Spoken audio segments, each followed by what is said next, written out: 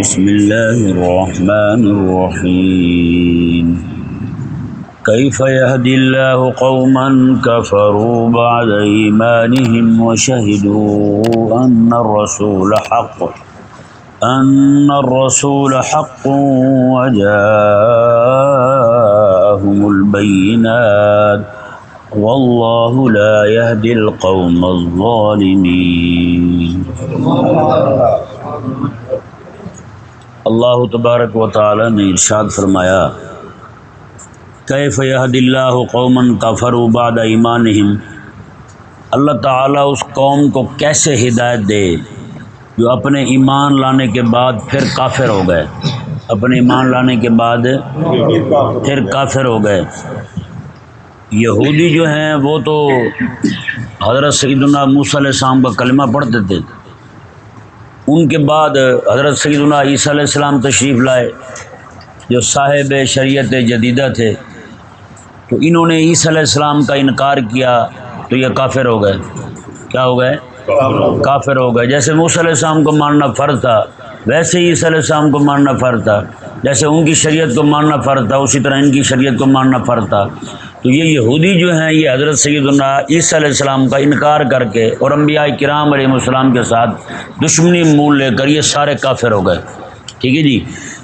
اور ان کے بعد جو نصرانی تھے، جو اپنے آپ کو عیسائی کہتے ہیں، کرسچن کہتے ہیں، یہ لوگ جو ہیں یہ کریم آقا صلی اللہ علیہ وآلہ وسلم کی آمد شریفہ ہونے کے بعد ان پر فرض اور واجب تھا کہ حضرت عیسیٰ علیہ السلام کا کلمہ چھوڑ کر رسول اللہ علیہ السلام کا کلمہ پڑھتے ہیں جی، لیکن انہوں نے بھی رسول اللہ علیہ السلام کو نہیں مانا، آقا علیہ السلام کا کلمہ نہیں پڑھا، لہٰذا یہ آقا علیہ السلام کے انکار کی وجہ سے یہ بھی کافر ہو گئے۔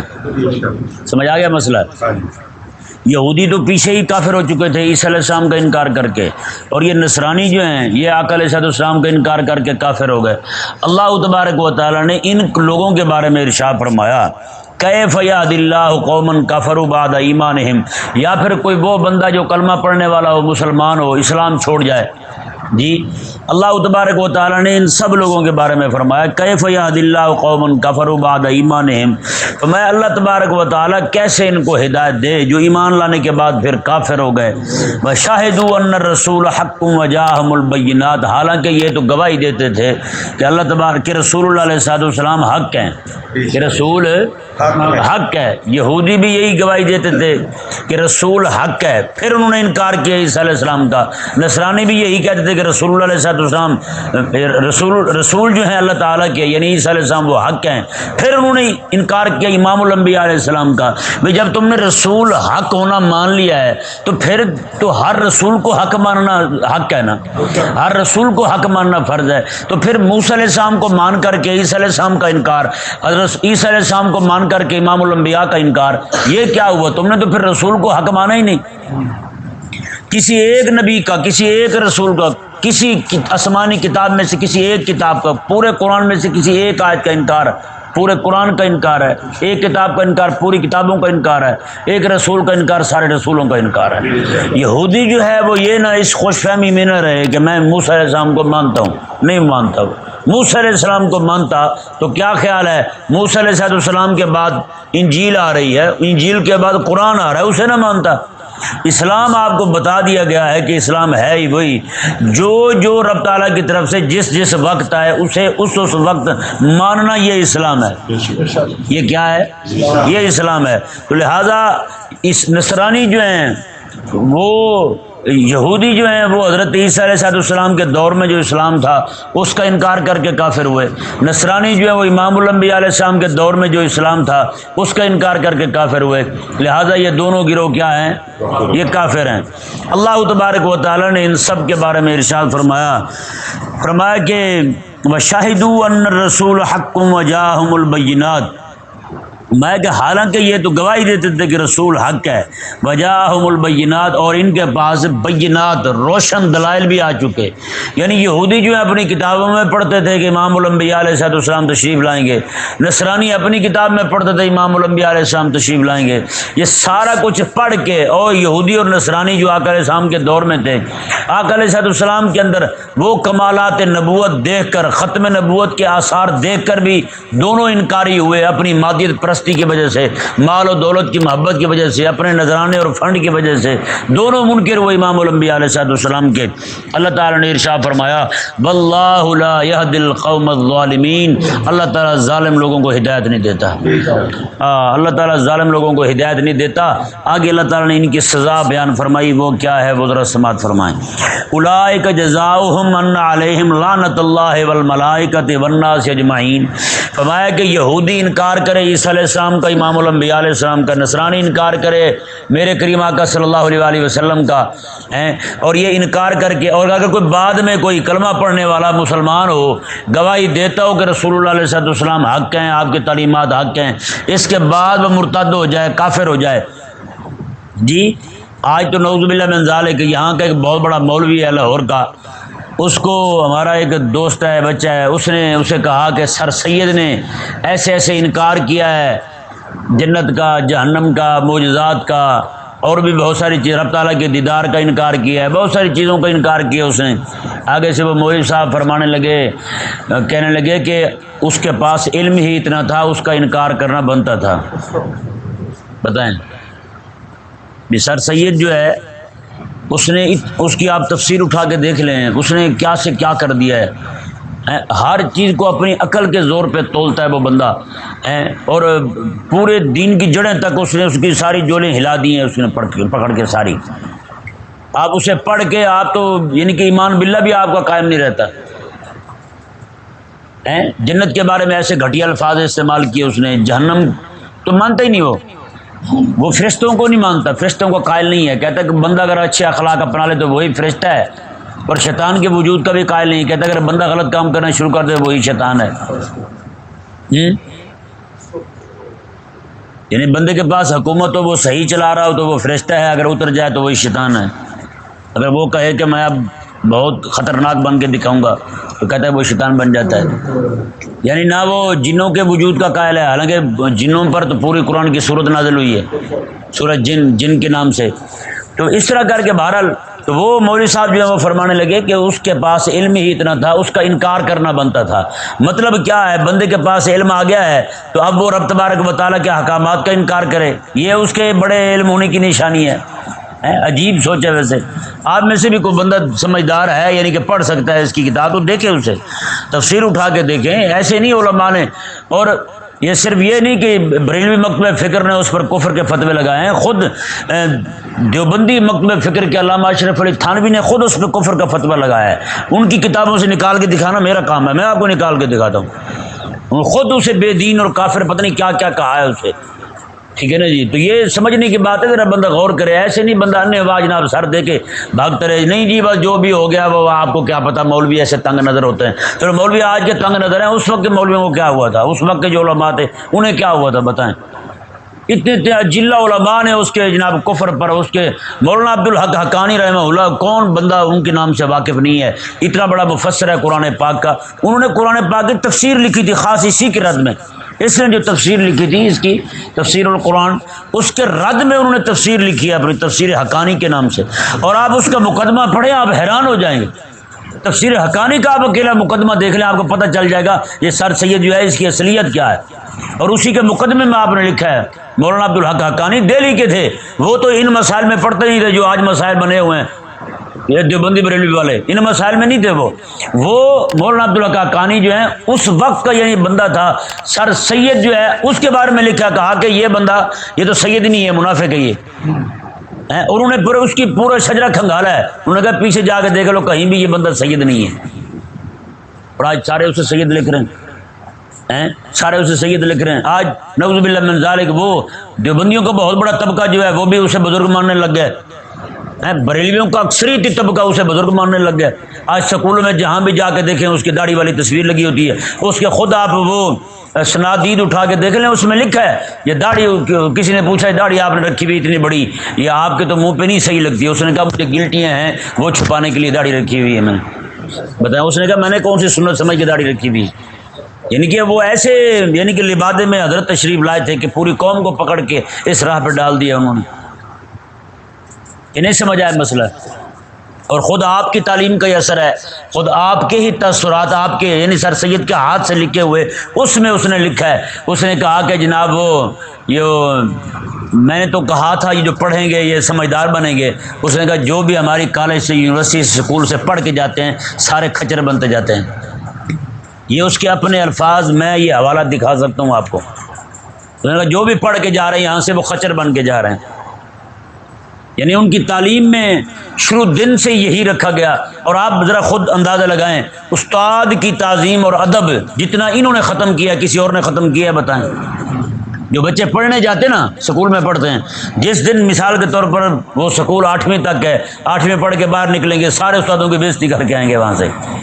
میٹرک تک ہے تو میٹرک پڑھ کے وہاں سے نکلیں گے سارے استادوں کو ذلیل کر کے آئیں گے وہاں سے۔ کالج میں پڑھتے ہیں، جب ان کے سمیسٹر پورے ہوتے ہیں، اپنی تعلیم پوری پا لیتے ہیں، تو پھر ایک دوسرے پہ رنگ پھینک رہے ہوتے ہیں، تو پھر استاد کی بھی جناب وہ لینی دینی کر دیتے ہیں، سب کی طبیعت صاف کر دیتے ہیں۔ ہے یا نہیں ایسا؟ یہیں پہ سکول ہے منڈی والے روڈ پہ، بچوں نے بتایا وہاں پہ جب بچے اپنا تعلیم پوری کر کے گئے نا، جب عمل کرنے کا وقت آیا، تعلیم پر علم پر عمل کرنے کا وقت آیا، تو انہوں نے پھر جناب سکول کے سارے پکے جو تھے ان کے پر بھی ڈنگے کر دیے، سارے ٹیڑھے کر دیے، توڑ دیے انہوں نے۔ پھر وہ ماسٹر کا گھر جو تھا نا، وہ جو پرنسپل ہے وہ بھی کوئی بد دماغ ہے، اس کے دروازے پہ ماں بہن کی گالیاں لکھ دی انہوں نے۔ کیا تعلیم پائی ہے، جس سے پڑھا ہے اسی کے منہ کالا کر دیا پکڑ کے انہوں نے۔ یہی کہ پنجاب یونیورسٹی کا سچا واقعہ ہے، اخبارات میں چھپا تھا کہ پروفیسر نے کسی لڑکی کی بےزتی کر دی، تو انہوں نے کیا کیا کہ پاؤڈر ملا دیا اس کے نہانے والے پانی میں۔ صبح کے وقت جب وہ بیچارہ نہایا پروفیسر، وہ بھی اور اس کی گھر والی بھی، دونوں کے سر سے پورے جسم کے بال ہی اتر گئے۔ انہوں نے کہا لو جی مزے کرو۔ یہ کس نے سکھایا سارا؟ ہاں جی، باہر کھڑے ہو کے بس والے کو پکڑ کے جناب اسے لمبا کر کے لٹا کے مار دینا، ان کی ٹھکائی کر دینا، یہ کس نے سکھایا بتائیں؟ یہ معاشرے کے اندر یہ اخلاق لا رہے ہیں۔ مولوی بیچارہ کو تھوڑا سا لفظ سخت بول بیٹھے تو ان کی اخلاق والی جو حص ہے وہ ان کی جب پھٹنا پھولنا شروع ہو جاتی ہے۔ حسن خلق ان کا پیٹ پھاڑتا ہے، ان کا مرتے ہیں، پھر مولوی صاحب نے اتنی گندی بات کر دی ہے۔ تو یہ تم جو کرتے پھرتے، یہ کیا کرتے پھرتے ہو بتائیں؟ 60 لڑکے کالج سے نکلتے ہی باہر جناب گاڑیوں کو پکڑ کے جناب ڈرائیوروں کو پکڑ کے مارنا شروع کر دینا، گاڑیاں توڑ دینی۔ میں حقیقت کہہ رہا ہوں، یہ جو پڑھ کے جاتے ہیں پھر جا کے افسر بن کے بیٹھتے ہیں، پھر بھی کسائی بن جاتے ہیں یہ، پھر لوگوں کی جناب کسی کے بارے میں ان کو حیا تک نہیں ہوتی، کسی غریب پر رحم کر لیں، ایک ہی چھری سے سب کو ذبح کیے جا رہے ہیں۔ نہیں سمجھ آ رہا مسئلہ؟ تو یہ بھی ساری کی ساری اسی کی دین ہے۔ آج جو ہم اخلاق کی گراوٹ کے اس ناج پر پہنچے ہم، یہ ہمیں ایسے نہیں پہنچایا گیا، یہ اس کے پیچھے بڑی کوشش تھی، ہے نا۔ اگر لاڈ میں کالے کا نظام آپ اس کا منشور اٹھا کے دیکھ لیں، اس نے ایسے نہیں پہنچایا، ہمیں بڑی کوشش سے پہنچایا ہے۔ انہیں پتہ تھا کہ یہ جو عوام ہے یہاں کی بر صغیر کی، یہ علماء کا ادب کرنے والی ہے، اساتذہ کا ادب کرنے والی ہے، کہ کہیں یہ نہ ہو کہ جناب کل کو آج ہم نے کوشش کر کے ان کو دور کرنا ہے علماء سے، ان کے اساتذہ سے، آج وہی ہوا ہے۔ بتائیں جی، آج ہم جتنے بھی بیٹھے ہیں سارے سکول بھی پڑھے ہوں گے، سارا کچھ کیا ہوگا، پڑھنے کے بعد جب وہاں سے آگے کبھی کسی ماسٹر کو فون کر کے پوچھا ہے، اس کے گھر جا کے اس کا حال پوچھا ہو، یار استاد جی آپ کا کیا حال ہے؟ ہاں جی بتائیں، نہیں نہ پوچھا؟ یہ شفقت ساری کس نے کی ہے پھر؟ بزرگ تو ہمارے جناب وہ کسی سے، ایک آقا علیہ السلام کے غلام ہیں، آقا علیہ السلام کے صحابی ہیں، وہ جناب ہر جمعے کی اذان ہوتی نا ہاتھ اٹھا دیتے، یا اللہ وہ سعید رضی اللہ تعالیٰ عنہ کے حال پر رحم فرما، ان کی قبر کو منور فرما دے۔ ان کا بیٹا ایک دن پوچھنے لگا، ابا جی یہ کیا وجہ ہے آپ ہر جمعے کے وقت حضرت سعید رضی اللہ تعالیٰ عنہ کے لیے دعا کرتے ہیں؟ انہوں نے کہا یار یہ آقا علیہ السلام کے صحابی ہیں، ان کے پیچھے میں نے ایک جمعہ پڑھا تھا، امام اعظم ابو حنیفہ رضی اللہ تعالیٰ عنہ آپ خود فرماتے ہیں آپ کے گھر اور آپ کے استاد کے گھر کے درمیان 7 گلیاں پڑتی تھیں۔ کتنی گلیاں تھیں؟ 7 گلیاں تھیں۔ فرماتے تھے زندگی ساری میں نے کبھی اپنے گھر میں رہ کر بھی ٹانگیں لمبی نہیں کی استاد کے گھر کی طرف، چاہے استاد ہوں نہ ہوں، میں نے کبھی ٹانگیں لمبی نہیں کی استاد کے گھر کی طرف۔ بتائیں بیٹا، یہاں امام جو ہے نا وہ کیا نام ان کا، صاحب ہدایہ، جنہوں نے ہدایت شریف لکھی ہے، انہوں نے ہدایت شریف 2 جلدوں میں لکھی تھی۔ ہدایت شریف فقہ کی بڑی مشہور کتاب ہے، یہ ہدایت شریف نے 2 جلدوں میں لکھی تھی۔ دیکھا تو بڑی ادق ہے، بڑی مغلق ہے، انہوں نے کہا ذرا کھول دوں، انہوں نے ذرا کھولا، 80 جلدیں بن گئی۔ کتنی جلدیں بن گئی؟ 80 جلدیں بن گئی۔ پھر ذہن میں آیا یار اسے خریدے گا کون؟ اس وقت نقل کرتے تھے، نقل کون کرے گا؟ پھر انہوں نے اسے چھوٹا کیا، 2 سے 80 ہو گئی، 80 سے پھر چھوٹا کیا، پھر 4 کی انہوں نے۔ وہ 4 جلدیں جو ہے وہ بھی بیچارے مولوی نہیں پڑھ پاتے، اتنا اہم کام. مزے کی بات، حیران کن بات جو ہے وہ یہ ہے، آپ پورے درجے میں، پوری کلاس میں آپ کون ذہن تھے، اور آپ کے ہی ساتھ پڑھنے والا ایک لڑکا انتہائی ذہین فتین، انتہائی، یعنی اس کا مبلغ علمی اتنا اونچا تھا کہ استاد خود فخر کیا کرتے تھے. ان کے استاد بیمار ہو گئے، سننے ذرا غور سے، ان کے استاد بیمار ہو گئے. اب ہوا یہ کہ باقی جو ہے نا وہ سارے پوچھنے کے لیے آئے استاد کو، وہ جو سب سے زیادہ ذہین تھا وہ نہیں آیا. بعد میں ٹھیک ہو گئے تو ایک مرتبہ وہ ملنے آیا. انہوں نے فرمایا کہ ہاں بھائی میں جب بیمار تھا تب کہاں تھا تم؟ اس نے کہا حضور میری ماں بیمار تھی، ماں کی تیمارداری میں مصروف تھا. انہوں نے پتہ کیا فرمایا استاد نے؟ انہوں نے فرمایا بچہ بات یہ ہے کہ تو نے اپنی ماں کی خدمت کی ہے، تیمارداری کی ہے، اللہ تعالیٰ اس کا صلہ یہ دے گا تجھے کہ تیری عمر لمبی ہوگی. ماں کی خدمت کی وجہ سے تیری عمر لمبی ہوگی. یہ حدیث شریف میں بھی ہے کہ اللہ تبارک و تعالیٰ والدین کی خدمت گزار کی عمر کو بڑھا دیتا ہے. ٹھیک ہے نا، میں تیری عمر لمبی ہوگی. میں جو تم مجھے پوچھنے نہیں آیا، میرا حق تھا تجھ پر کہ میں بھی تیرا استاد تھا، میں نے تجھے پڑھایا تھا، تو مجھے پوچھنے نہیں آیا. اس کا نقصان تجھے یہ ہوگا، تیرے علم سے فائدہ نہیں ہوگا کسی کو. تو یہ علامہ مرغی نانی رحمہ اللہ جو ہے نا صاحب ہدایہ، یہ پھر استاد کی خدمت کی وجہ سے ایسا کمال پایا انہوں نے. تب سے لے کر آج تک جناب ان کی کتاب جو ہے وہ عالم، وہ بغیر ہدایہ پڑھے عالم نہیں بن سکتا. وہ یہاں تک کہ آل الحدیث جو ہے نا، آل الحدیث وہ فقہ کو نہیں مانتے، یعنی کہ فقہ حنفی تو خاص طور پہ ان کو یعنی کہ چڑ ہے نا، لیکن باوجود اس کے ان کے مدارس میں بھی یہ کتاب شامل ہے. یہ ہدایت شریف وہ بھی پڑھاتے ہیں. ان کے ہاں بھی کوئی عالم نہیں بنتا جب تک یہ ہدایت کو نہ پڑھ لے. تو اتنا بڑا بندہ، اتنا بڑا نام پایا اس نے. تو وہ صاحب ہدایہ خود کہتے ہیں، میں نے پھر دیکھا وہ جو ہے نا بزرگ جنہوں نے سب سے زیادہ ذہین فتین تھا عالم، کہتے ہیں کہ پھر میں جاتا تھا گزرتا تھا تو اس کے پاس سارا دن بیچارہ بیٹھا رہتا تھا، نہ اس کے پاس کوئی سبق پڑھنے آتا تھا، نہ اس سے کوئی مسئلہ پوچھنے آتا تھا، ایسے فارغ بیٹھ رہتا تھا. تو یہ استاد کا ادب اتنی بڑی چیز ہے. آج وہ کہاں ہے یار، بتائیں کہاں ہے؟ وہ کہیں بھی دکھائی نہیں دیتا. استاد کا ادب اور احترام یہ سارے کا سارا ختم کیا، پوری تہذیب کا بیڑا غرق کر دیا پکڑ کے اسی تہذیب فرنگی نے. وہ ذلیل خود ایسے نہیں گیا، وہ سارا کچھ نظام ان کے حوالے کر کے گیا کہ تم نے میرے روحانی بیٹے بن کے اس کو سنبھالنا ہے. تم نے جو مظالم علیہ السلام پر اس وقت انگریز کے دور میں تھے، اس سے کئی گنا بڑھ کر آج ہم پر ہو رہے ہیں، بلکہ اس سے زیادہ ہیں. یعنی جتنے مظالم اس وقت انگریز کرتا تھا نا، روٹی تو اتنی بھی تنگ انگریز نے بھی نہیں کی تھی مسلمانوں کی یہاں پہ جتنے انہوں نے کر دی ہے غریب کی روٹی. آئے دن لوگ بیچارے خودکشیاں کر رہے ہیں. دیکھیں جی اللہ تبارک و تعالی نے ارشاد فرمایا ان کی سزا کیا ہے. آج کوئی بندہ اسلام چھوڑ جائے نا، دین کے احکامات کا مذاق اڑانا شروع کر دے، کہتے ہیں یار بڑا پڑھا لکھا بندہ ہے. کیا کہتے ہیں؟ بڑا پڑھا لکھا ہے، اس کا علم جو ہے نا بہت آگے جا چکا ہے. اللہ تبارک و تعالی نے فرمایا یہ خدائی فیصلہ سنیں جی، جو دین چھوڑ جائیں، اسلام چھوڑ جائیں، ان کے بارے میں رب کا قرآن کیا کہتا ہے؟ میں اولئک جزاؤہم ان علیہم لعنت اللہ، میں ان کی جزا یہ ہے کہ لعنت اللہ، اللہ کی لعنت ہے ان پر. کیا ہے؟ اللہ کی لعنت ہے ان پر. والملائکۃ، اور فرشتوں کی بھی لعنت ہے. والناس اجمعین، اور سارے لوگوں کی بھی لعنت ہے. اندازہ لگائیں بھائی، ہر وہ بندہ جو دین چھوڑ کے جائے، اسلام چھوڑ دے، رب تبارک و تعالیٰ فرماتا ہے اس پر رب کی بھی لعنت ہے، فرشتوں کی بھی لعنت ہے، اور سارے لوگوں کی بھی لعنت ہے. یہ ذہن میں رہے. یہاں الناس جو ہے نا یہ استغراق کا ہے، سارے کے سارے لوگوں کی لعنت ہے. مطلب کیا ہے؟ اب کافر تو اپنے آپ پر لعنت نہیں نہ بھیجتے، مسلمان تو چلو لعنت بھیجیں کافروں پر کہ کافروں پر لعنت ہو، اب کافر تو اپنے آپ پر لعنت نہیں نہ بھیجتے. تو رب تبارک و تعالیٰ میں سارے لوگوں کی لعنت ہے ان پر. وہ کیا؟ اب جو لعنت وہ مرتد جو ہے نا، جو کہ اسلام چھوڑ چکا ہے، اب اس کی بھی لعنت اس پر ہے. کیوں؟ وہ جب کسی پر لعنت بھیجے گا اللہ تبارک و تعالیٰ اس کا رخ بھی اسی پر ہی کرے گا. نہیں سمجھ آیا مسئلہ؟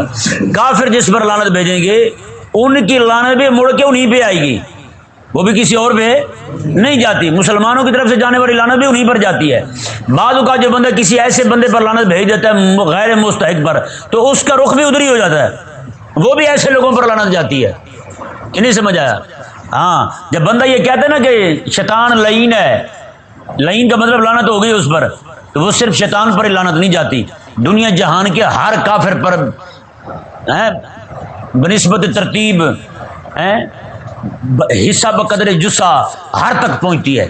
اللہ تبارک و تعالیٰ نے ارشاد فرمایا جی دیکھیں اگلی سزا کیا ہے ان کی، یہ تو دنیا میں پہنچی نا کہ اللہ کی بھی لعنت ہے، ملائکہ کی بھی لعنت ہے، سارے لوگوں کی بھی لعنت ہے۔ آگے فرمایا رب تعالیٰ نے خالدین فیہا، یہ اسی لعنت میں ہمیشہ رہیں گے۔ لا یخفف عنہم العذاب ولا هم ینظرون، ان سے عذاب بھی ہلکا نہیں ہوگا اور ان کو مہلت بھی نہیں دی جائے گی۔ اندازہ لگائیں، ان کا عذاب بھی ہلکا، لا یخفف، کوئی تخفیف نہیں ہوگی ان کے عذاب میں، ولا هم ینظرون، اور انہیں مہلت بھی نہیں دی جائے گی۔ ہاں الا الذین تابوا من بعد ذلک واصلحوا، ہاں ان میں سے کوئی اگر توبہ کر لے اور اپنی اصلاح کر لے، نیک کام شروع کر دے، کوئی بندہ توبہ کر لے اور نیکی کی طرف آ جائے تو فإن اللہ غفور الرحیم، اللہ تعالیٰ بخشنے والا مہربان ہے۔ اللہ اکبر۔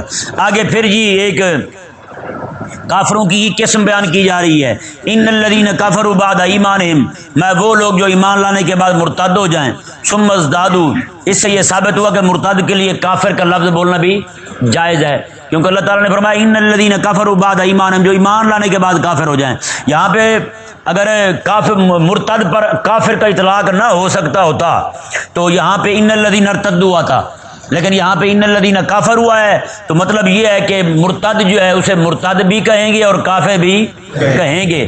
کافر کہیں گے لیکن اس پہ سزا مرتد والی لگے گی۔ کون سی لگے گی؟ مرتد والی لگے گی۔ اللہ تبارک و تعالیٰ نے ارشاد فرمایا ان الذین کفروا بعد ایمانہم، میں وہ لوگ جو کافر ہوئے اپنے ایمان لانے کے بعد، ثم ازدادوا کفرا، پھر ان کا کفر بڑھتا ہی گیا، کفر ان کا بڑھتا ہی گیا، اسلام کی دشمنی، رسول اللہ علیہ السلام کی گستاخیاں، بے دینی، بے حیائی، لوگوں کو جناب کفر کی طرف بڑھانا شروع کر دیا۔ یعنی کفر تو کافر تو ہوا ہے لیکن آگے تبلیغ بھی شروع کر دی کفر کی، لوگوں کو بھی کافر کرنے لگا، خود بھی مرزائی ہو گیا ہے، آگے لوگوں کو بھی مرزائی کر رہا ہے۔ اس کی خواہش ہے کہ میرا خاندان بھی مرزائی ہو جائے، میرے محلے والے بھی قادیانی ہو جائیں، پوری دنیا ہی قادیانی ہو جائے، یہ اس کی خواہش ہے۔ اللہ تعالیٰ نے انہی لوگوں کے بارے میں فرمایا ثم ازدادوا کفرا، پھر ان کا کفر بڑھتا ہی جائے، لن تقبل توبتہم، اللہ تعالیٰ ہرگز ان کی توبہ قبول نہیں فرمائے گا۔ یہ ذہن میں رہے کہ توبہ تو بڑے سارے، آپ ذہن میں یہ خیال وسوسہ پیدا ہو سکتا ہے، خیال آ سکتا ہے، بڑے سارے قادیانی ہیں جو بعد میں اسلام قبول کر لیتے ہیں، رب فرماتا ہے اللہ ان کی توبہ قبول نہیں فرماتا۔ تو مطلب یہ ہے یہاں پر کہ کوئی بندہ ایسا ہو جو جناب کفر کر چکا ہے، مرتد ہو چکا ہے، تو مرتد ہونے کے بعد چھوٹے چھوٹے گناہوں سے توبہ کرتا پھرتا ہے، ارتداد سے توبہ نہیں کر رہا، باقی گناہوں سے توبہ کرتا پھرتا ہے۔ جیسے مرزائی ہیں، مرتد ہو گئے، اسلام کو چھوڑ دیا ہے، مرزا قادیانی کو نبی مان لیا ہے، اب وہ چھوٹے چھوٹے گناہوں سے توبہ کریں، ان کی توبہ قبول نہیں ہے جب تک کہ کفر سے توبہ نہ کرے، ارتداد سے توبہ نہ کرے، زندقہ سے توبہ نہ کرے۔ اللہ تبارک و تعالیٰ نے ارشاد فرمایا وَأُولَٰئِكَ هُمُ الضَّالُّونَ، میں یہی لوگ گمراہ ہیں، یہی لوگ گمراہ ہیں۔ اس سے یہ ثابت ہوا کہ یہاں پر گمراہ کا لفظ ہمارے ہاں جو ہے نا ہلکا لفظ سمجھا جاتا ہے، کہ گمراہ جو ہے یہ ہلکا لفظ ہے اور کافر جو ہے یہ بڑا لفظ ہے، لیکن یہاں آپ دیکھ لیں مرتد کے لیے رب تبارک و تعالیٰ نے گمراہ کا لفظ فرمایا، مرتد کے لیے گمراہ کا لفظ فرمایا، اور مرتد بھی وہ جو اپنے کفر میں کم ہونے والا نہیں ہے، اس کا کفر بڑھتا جا رہا ہے۔ رب نے اولئک هم الضالون، یہی گمراہ ہیں۔ اس سے ثابت ہوا کہ مرتد کے لیے جیسے کافر کا لفظ بولنا جائز ہے، اسی طرح گمراہ کا لفظ بھی بولنا جائز ہے، دونوں بول سکتے ہیں، یہ قرآن سے ثابت ہے۔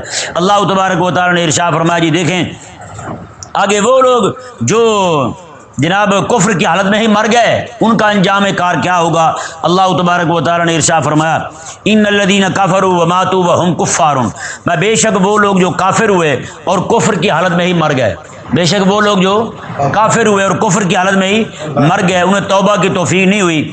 اب یہ دیکھیں ایمان کی اہمیت کیسے رب تبارک و تعالیٰ واضح فرما رہا ہے، فرمایا کہ فلن یقبل من احدهم ملء الارض ذهبا ولو افتدى به، فرمایا کہ اگر قیامت والے دن اس کو پوری زمین جتنا سونا مل جائے، پوری زمین جتنا سونا مل جائے، تو قیامت والے دن یہ کھڑا ہو کہے گا مولا یہ سونا سارا مجھ سے لے لے اور مجھے آج جہنم کے عذاب سے بچا لے۔ رب تعالیٰ نے فرمایا کہ نہ، ایسا نہیں ہوگا، ایسا نہیں ہوگا۔ یہ دیکھیں ایمان کی قیمت کتنی ہے۔ میں کہ ادھر آج صرف اللہ تعالیٰ فرمائے گا قیامت والے دن اس بندے کو، جب یہ جا رہا ہوگا نا جہنم میں، کہے گا مولا کچھ بھی مجھ سے لے لے، میں دینے کو تیار ہوں۔ اللہ تبارک و تعالیٰ فرمائے گا میں نے دنیا میں صرف تجھ سے اتنا مطالبہ کیا تھا، ایک بار لا الہ الا اللہ محمد رسول اللہ پڑھ لے، صرف اتنا مطالبہ تھا تجھ سے، تو وہ تو نے کیوں نہیں پڑھا پھر؟ اب دیکھیں نا لا الہ الا اللہ کی قیمت کیا ہے یار، ہیں اس کی قیمت آج تو لوگوں کو نہیں سمجھ آ رہی، 4 پیسوں کی خاطر اپنے آپ کو قادیانی لکھوا کے باہر چلے جاتے ہیں، لیکن یہ پتہ چلے گا قیامت والے دن اللہ تعالیٰ نے فرمایا اس وقت جو کافر کفر کی حالت میں مر گئے تو میں کہ ان سے جو ہے وہ میں کہ زمین بھر سونا، پوری زمین کتنی ہے یار بتائیں، اتنا سونا ہو تو میں والا و افتدا بے، میں اگر فدیہ دینے لگے تو فلن یقبلا، کسی سے بھی قبول نہیں کیا جائے گا، اولئک لہم عذاب علیم، ان کے لیے دردناک عذاب ہے، وما لہم من ناصرین، نہ ان کے لیے شفاعت ہوگی، نہ ان کا کوئی مددگار ہوگا، نہ انہیں عذاب سے بچانے والا ہوگا، میں سارے کے سارے عذاب میں اونھے پڑے رہیں گے۔ اور اس آخری الفاظ میں اللہ تبارک و تعالی نے یہودیوں کو اور نصرانیوں کو رد فرما دیا، اور بعض جو غالی کلمہ پڑھنے والے نام نیاز مسلمان ہیں جو کہتے ہیں ہمیں تو بخشے ہوئے ہیں، ہم نے پیر کی بیعت کی ہوئی ہے بس ہم بچ کے ہوئے ہیں، ایسے سارے لوگوں کے لیے اس میں وعید شدید ہے۔ اللہ تعالی نے ان کے لیے دردناک عذاب ہے اور ان کا کوئی مددگار نہیں ہوگا۔ اللہ تبارک و تعالی سمجھنے کی توفیق عطا فرمائے۔